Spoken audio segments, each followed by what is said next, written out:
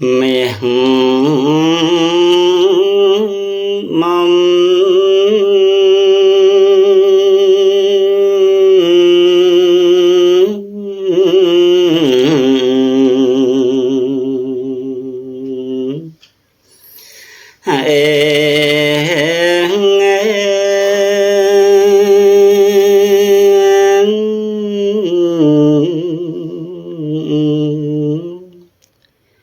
dùng bình prey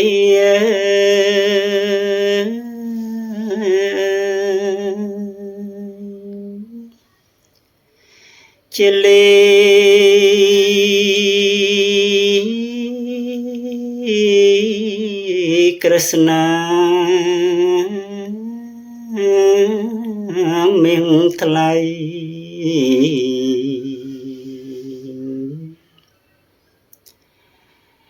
nẹn mọc bá mặt ai tơ na có na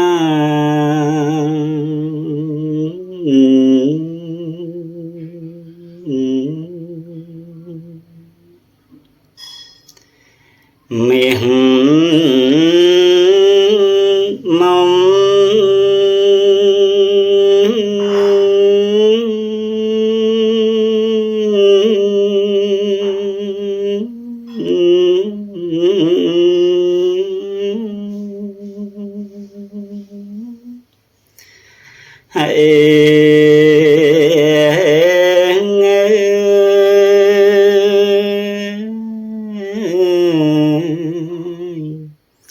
dùng bình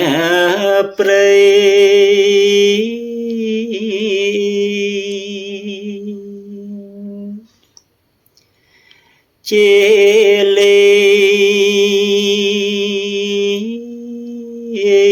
chili Krishna mình thay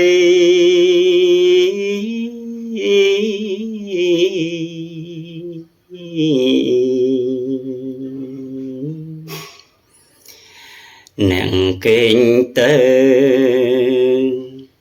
na có na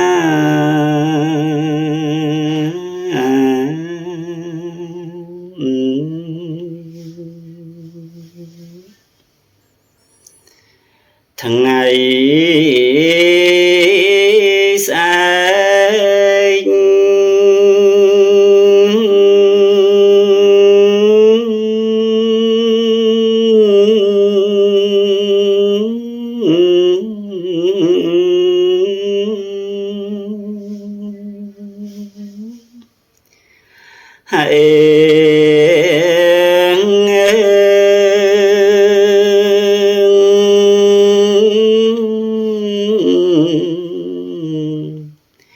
chia thằng ngày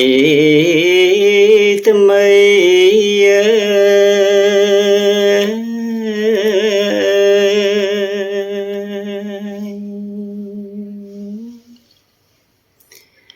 mà đại nâng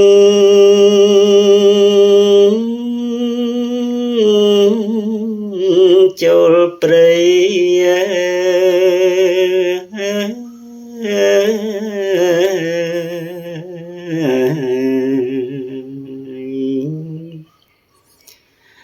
đàm bay bang phala nụ phol ai có